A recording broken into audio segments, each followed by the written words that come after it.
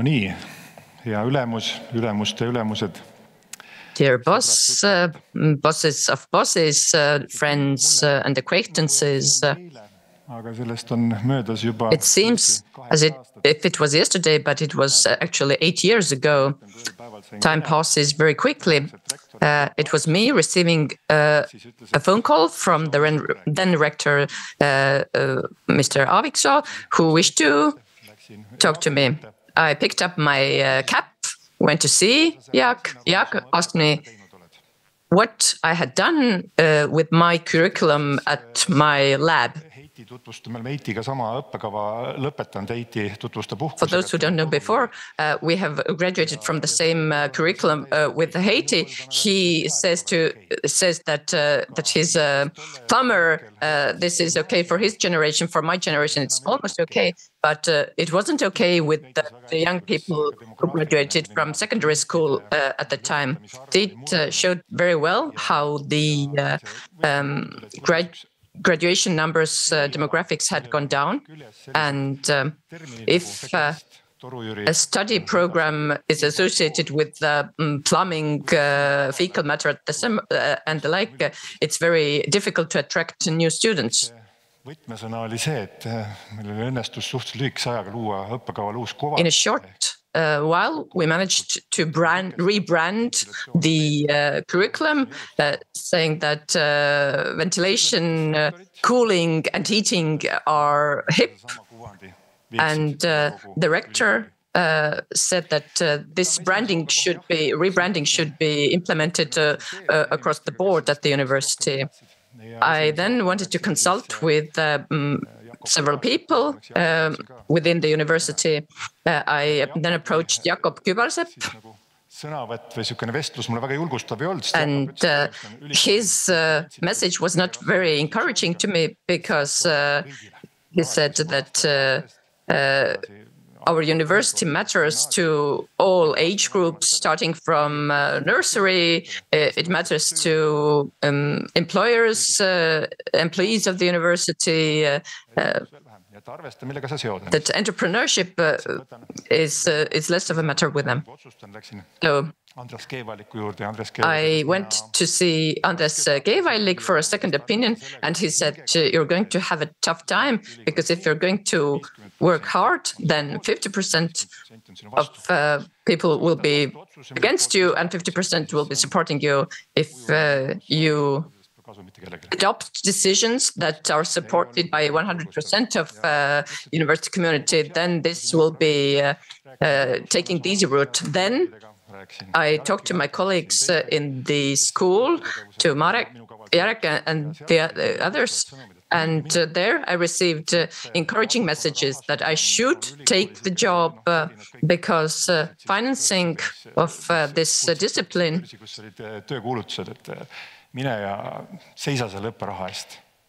is something that needs to be worked on. Then, 2017, if we think about the period, Mr. Kübarsepp had just turned 70. That's why he was passing on the baton. If you remember the period, it was very difficult at the university. We were in the middle of several reforms, structural reform, curriculum reform, and so on and so forth. I think we managed well with the curriculum reform, although we had several challenges. Petra Leesment started at the same time as me. The academic affairs department had been consolidated, but I think we did quite well. And my recommendation to the new vice rector is to first stick with teaching and learning, because it may take 2 to 4 years to actually know in depth this area.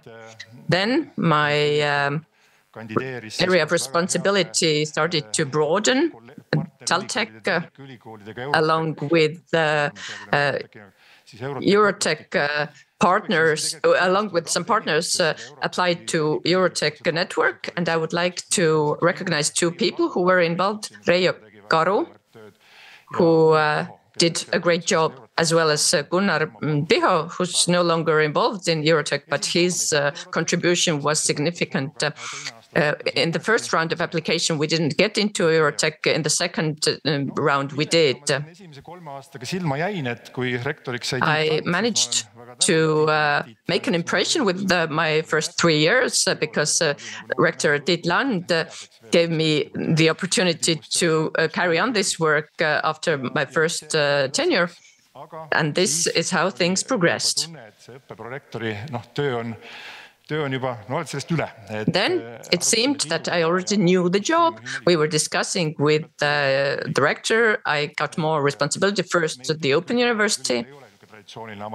Our Open University is not a traditional one offering continuing studies and open studies. We are involved in teaching younger pupils.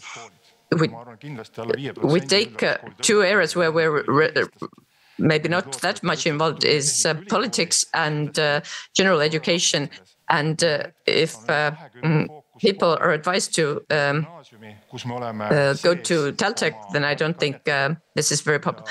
We are offering elective subjects to 20 general education schools, and this is a good investment. We have a technology school which is targeted towards kindergartens and primary schools. We have the Unicorn Squad, and we have 60% girls, 40% boys. So we have girls are lagging behind in our admissions, and we need to approach this target group because we will benefit from this later on. We also organize competitions and Olympiads, and this may also result in more financing. And we also, of course, offer micro-credentials, continuing studies, and so on and so forth. Then we thought with the rector, Tiit, that students have to enjoy themselves while they're studying here. So we decided to work on extracurricular activities at the university. I think we offer the best student life of all the Estonian universities. Over the last 5 years, we have more student organizations cropping up, and we have 76 curricula, 46 student organizations. Everyone should have their own interests, student formula, investing, whatever, but we should strive towards this. I'm a proud alumnus, but I haven't felt that alumni are too well connected with the university. There's room for improvement. We have an alumni department which has 2 functions. One is student grants, and one is working with alumni. We have Hanno Tomberg and Reijo Mets working at the department and doing great work. And I think this is something we should develop further. And if that's not enough, we are great sports fans, myself and the rector, and we thought this should be encouraged, but we should not support sports as such, but to make sports a vehicle of our objectives. I do not know how many of you went to see the basketball match with the University of Tartu. 15,000 people went to watch the games, and more than 100,000 people followed these games through media. The halls were full of young people and children wearing TalTech T-shirts. I saw alumni there whom I hadn't met in 20 years. This was a great experience, and it brings back capital to the university. I will not be continuing as a Vice Director for Academic Affairs in the next period. How did I come to realize that this should be the case? I came to realize this last autumn. At the similar seminar, last autumn, I was talking about the engineering fields that need further development, and I started thinking about how I could contribute to this. And the engineering trust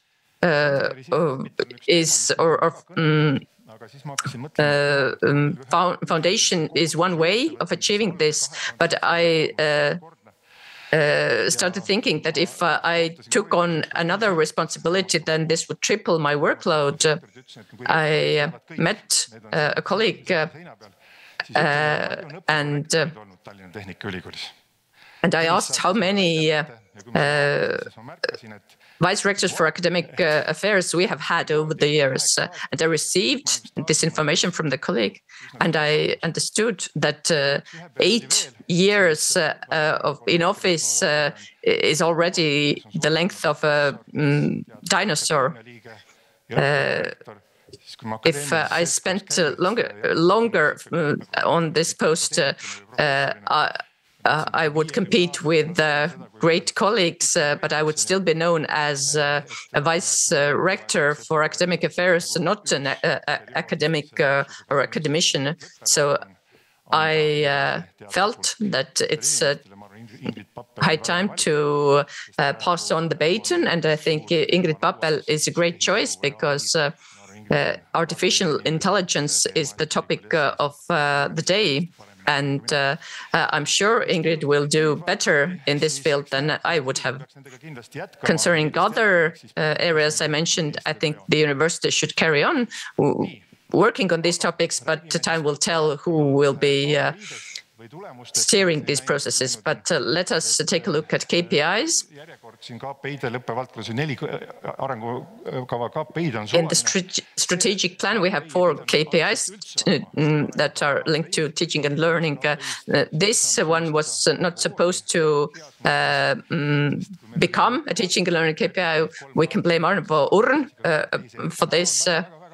But then, because he started stressing that revenue from teaching and learning is an important KPI, and that's why this was included in the strategic plan. 54.4 million was the starting point, and the 70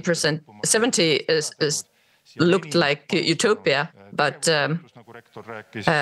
as we heard, we have received reaped the benefits of administrative contract changes, the lobby work of the Rectors' Conference. The Vice Rector for Academic Affairs has worked for this, but revenue from teaching and learning comes from different sources. It's not only the activity support, it's also supported by different measures like IT Academy, green measure and the like. We have had the best years in terms of teaching and learning revenue. It will be a difficult feat to repeat. And also the income from fee-paying students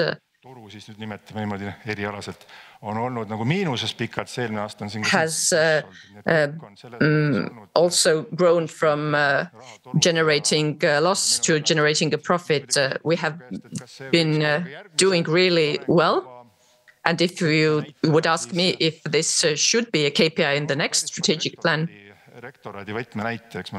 it has been a KPI for the rector's office in a considerable measure. It has helped me in negotiations when we were discussing the engineering academy financing and other projects. So it has been important.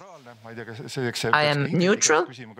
I should ask from Ingrid whether she wishes to have this in the next strategic plan, but it was something that gave us impetus to think about these matters continuously. Another KPI concerns the salaries of graduates. A bit controversial also within the university when we adopted that. A lot of people said that there's nothing I can do about this. Why should we have this as a KPI? It is a strategic KPI. We have selected the study programs to move forward with, and for me it has been very important that our graduates would earn good salaries, and as we can see, the trend is looking good. Coming back to the message from the school when I took up this job, that the amounts paid were not disappointing, whereas in 2020, okay, we started in 2015, but let us take the period from 2020. The graduates of our master's programs earned 1.54 times Estonian average salaries. At the same time, the lecturer having a PhD degree who has spent a lot of time, their salary was 1.15 times Estonian average.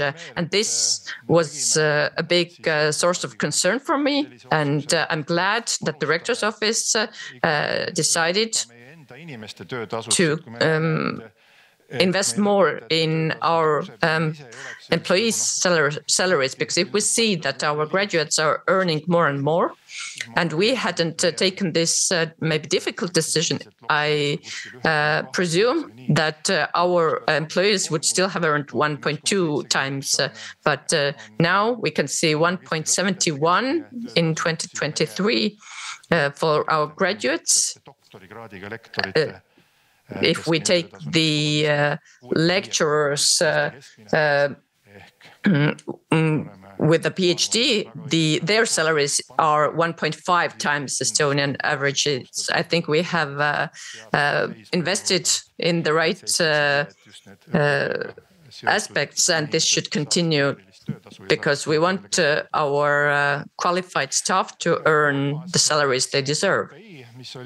The third KPI for teaching and learning was linked to the people they see in the lecture rooms.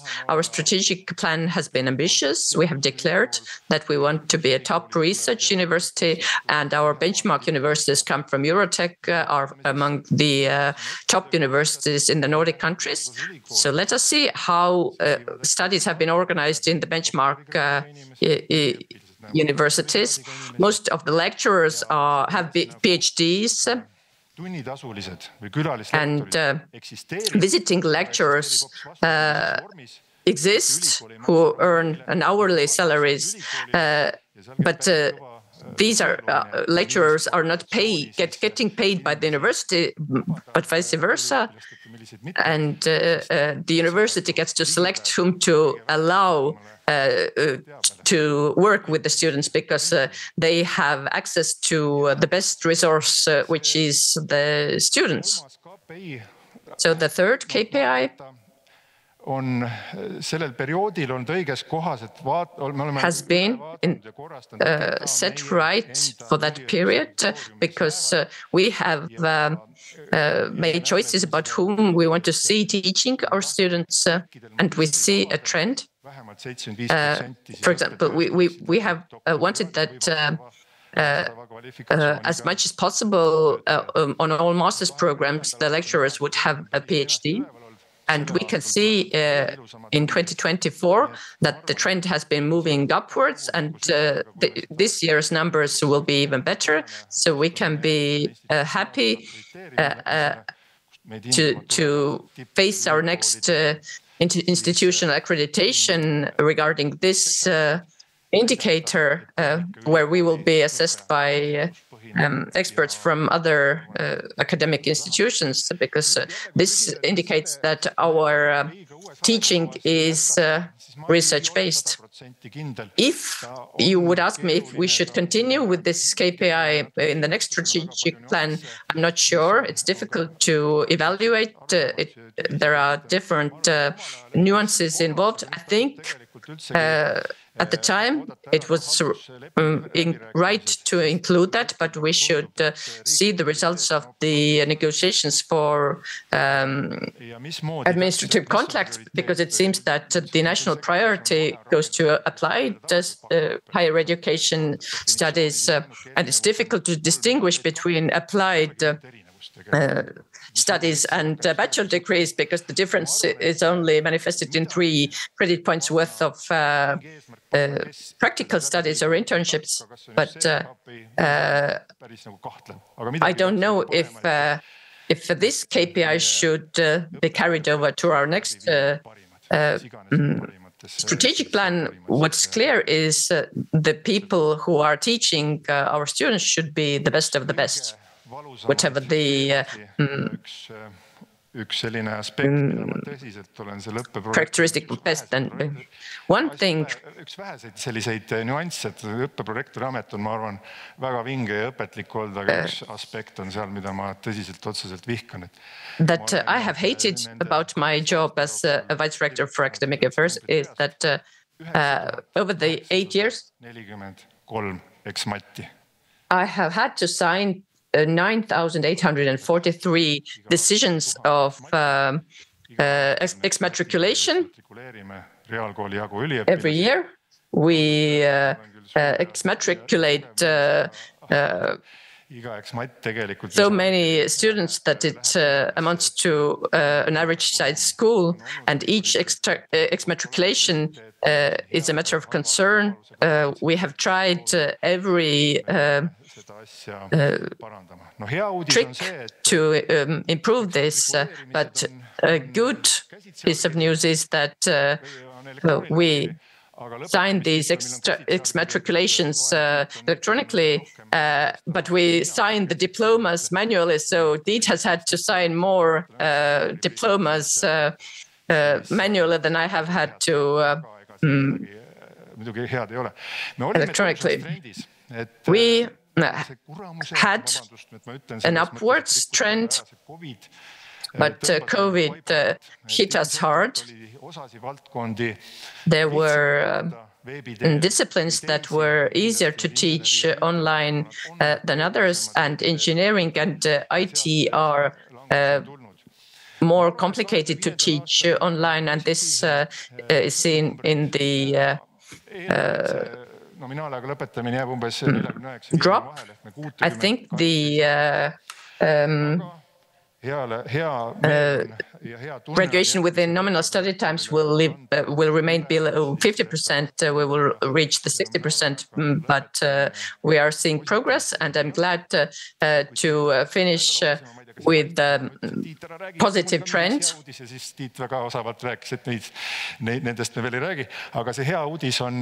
But I have good news too to share. On the next slide, if we look at the trends, the highest probability of interruptions are in the first year of studies, and the trend is positive in all disciplines.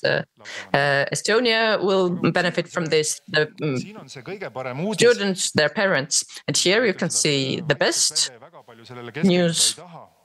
I don't want to dwell on this, but if we saw the interruptions within the first semester of students admitted in 2024, these figures actually stun us in a positive way. We have matching interruption rates to Eurotech universities. The interruption rates are quite low, and this is definitely good. Whether this is a strategic shift, we do not know yet.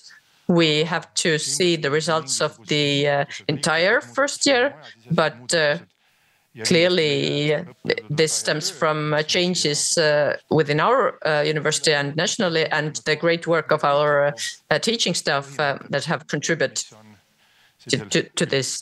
We have changed some principles nationally. For example, students are made more difficult to interrupt their studies after first semester, and it will be expensive for them. We have also put priority to trying to keep the students going, but I keep my fingers crossed for this trend to continue because this is looking good, and we can appreciate good work on the basis of how many students I have managed to give the knowledge, and not how many students have failed my course. The last strategic plan was very much focused on KPIs. On top of the strategic plan KPIs, we had a lot of implementation plan KPIs. I only have 1 minute left, so I will run through my last 3 slides, because the implementation plan KPIs have been monitored by myself more than the departments. But what we monitored within the implementation plan was satisfaction of students with the curriculum, with the teaching and learning. And we have seen stable results. Things are looking good. We have managed quite well in this respect. Nothing very critical to report. We have prioritized the infrastructure of our facilities. We see that after COVID, students returned to our classrooms. This is what we wanted, and our capabilities have increased. And a third one, student mobility, which is maybe more modest with our students because they get employed quickly, but we still feel that student years have to be the best years of someone's life. So we want to get more students involved in mobility. We see some small positive trends here, but I can also, of course, interpret the statistics as I like. But overall trend is looking good. This was my presentation. I would like to thank everyone I had the pleasure of working with over my 8 years as vice rector. We have had also more tense moments, but this is inevitable. We shall continue our work to the benefit of Estonia and the university. Thank you.